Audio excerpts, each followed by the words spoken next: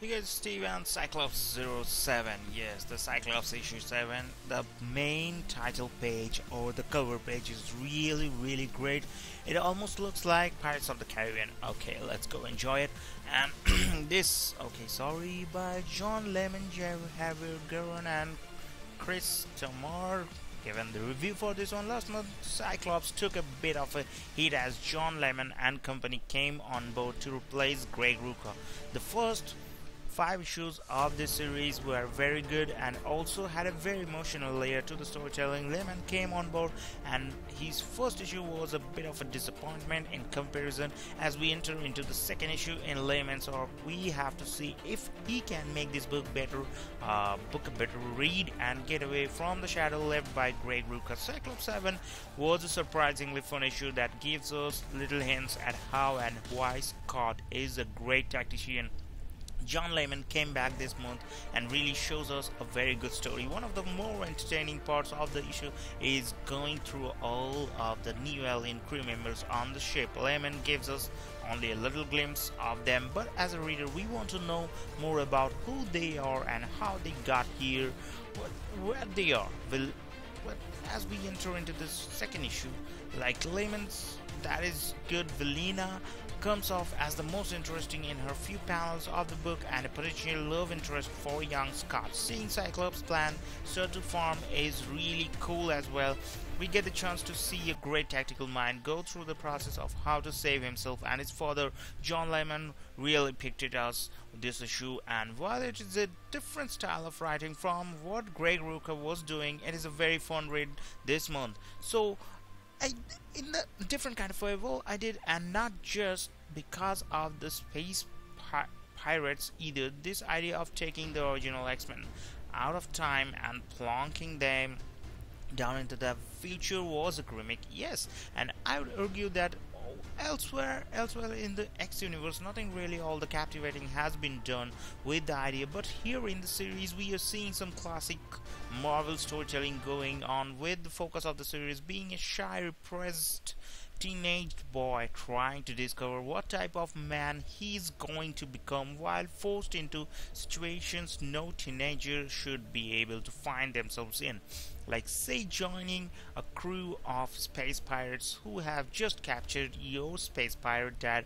and marooned you space pirate friends in death trap. That's the thing. So defend himself from a quickly made enemy, figure out some way to spring his dad from the brig and save the other Starjammers from certain death. That's a lot to put on a 16-year-old. John Layman has taken over the writing duties from Greg Rucka. So that understanding of the character is what allows us to believe Scott can kick ass when he needs to, but still be in over his head.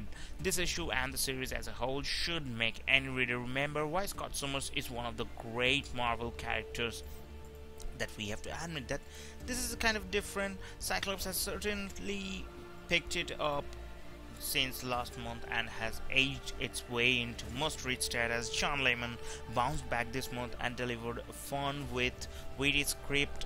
The art and the colors of Javier Guerrero and Chris Satumar were also well represented, making this an excellent issue. Next month should be just as good, as it seems like John Layman, like Layman and company could be finding their footing in the series. The art duties are handled by Javier Guerrero with colors by Chris Satumar. There are a few panels where Scott looks mishappen, but other than that, this is a very well drawn issue.